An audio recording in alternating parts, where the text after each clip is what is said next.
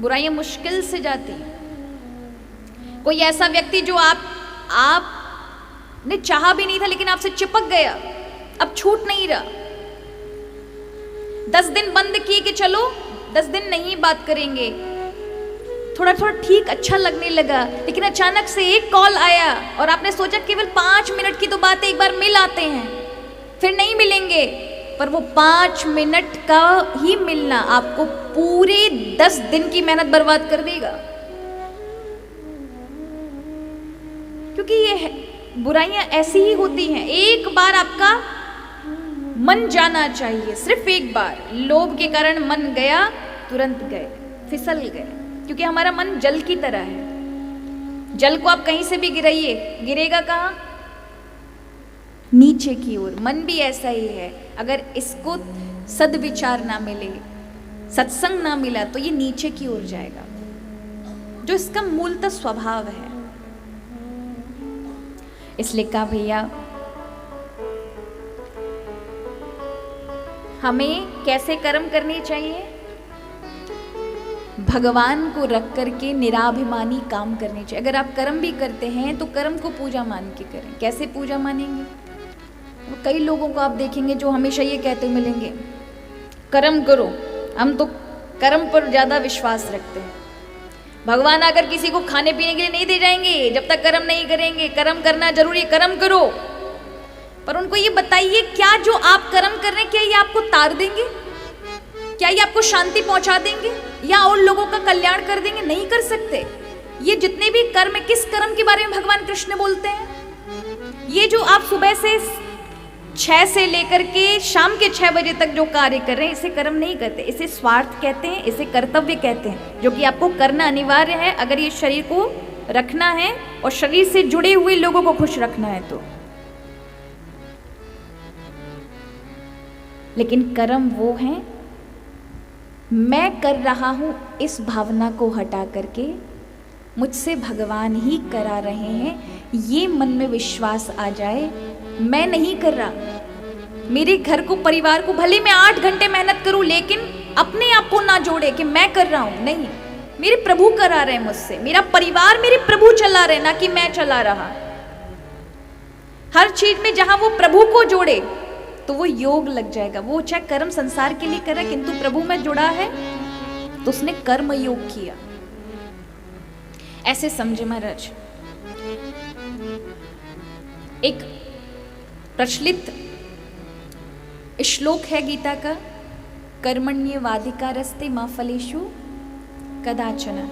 तो लोग उसका उत्तर देते हैं कि भगवान श्री कृष्ण ने व्याख्या ये की है, कर्म करता जा, फल की चिंता मत कर। कितने लोगों ने सुना है ये? प्राय सबने सुना है। अच्छा, मुझे कोई आके बताए, कोई भी संसार में ऐसा है जो फल की चिंता किए बिना कर्म करेगा? कर सकता है? संभव है ही नहीं महाराज। जब तक आप कर्म की इच्छा नहीं करेंगे, फल की इच्छा नहीं करेंगे, कर्म हो ही नहीं सकता। कोई इंटरेस्ट ही नहीं बचेगा आपका। क्यों करें? फल दिखता है ना, वो मिलेगा तो कर्म करने में आनंद आता है। इसका रिजल्ट मिलेगा तो कर्म करने में। अब रिजल्ट की आप इच्छा ही मत करो तो कर्म करने में किसको रुचि होगी? भगवान ने जो कहा है वो क्या कहा है? कर्म कर। अच्छा करेगा, बुरा करेगा, उसमें कर्म में तेरा अधिकार है, फल में तुम्हारा अधिकार नहीं है। कर्म के लिए सब स्वतंत्र है। चोरी करे या फिर लोगों की मदद करें, इसमें अधिकार है। लेकिन चोरी की है और उसका परिणाम क्या मिलेगा, इसका अधिकार सिर्फ मेरे पास है, तुम्हारे पास नहीं है। इसलिए भगवान कहते कर्म में अधिकार है, फल में नहीं है। कोई व्यक्ति जब कर्म करता है तब उसको पूरी छूट है, स्वतंत्रता है कि वो लोगों को सताएगा या लोगों की सहायता करेगा, या सब आपके ऊपर है, इसमें अधिकार है। लेकिन उसका परिणाम आप सोचो, किसी के साथ घर किसी का जला करके आप सोचो हमारा बच जाएगा, हमें फल अच्छा मिले पुण्य आत्मा वाला और हम काम गलत करें। कर्म में आपका अधिकार है, अच्छा करें बुरा करें, क्योंकि कोई नहीं रोकता जब आप चोरी करते हैं, किसी के साथ गलत कर रहे हैं, कोई नहीं देख रहा। लेकिन फल का जो परिणाम आने वाला है वो प्रभु देते हैं, उसमें हमारा अधिकार नहीं, हम चाहकर भी उससे बदल नहीं सकते। इसलिए भगवान कहते हैं कर्म को सोच समझ के करो। इस श्लोक का मतलब ये है कि कर्म पर अधिकार है तुम्हारा, फल पर नहीं है। जैसे मैं आपसे कहूं खड़े हो जाओ तो आप खड़े हो जाएंगे, दोनों पैर हैं आपके पास, दोनों पैरों से आप खड़े हो गए। लेकिन मैं कहूं कि अब एक पैर उठा लीजिए, आपने उठाया, अब मैं कहूं दूसरा वाला भी उठाइए, संभव है आप उठा पाओगे?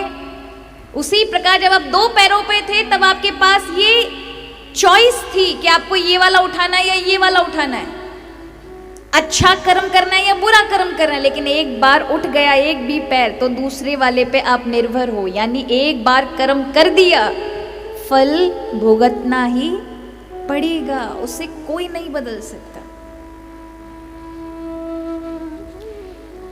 तो कर्म हमारी पूजा कैसे बने? उस कर्म में हरि आ जाए, इसलिए इच्छा तो करनी पड़ेगी, ये मन बुद्धि का सहारा लेना पड़ेगा।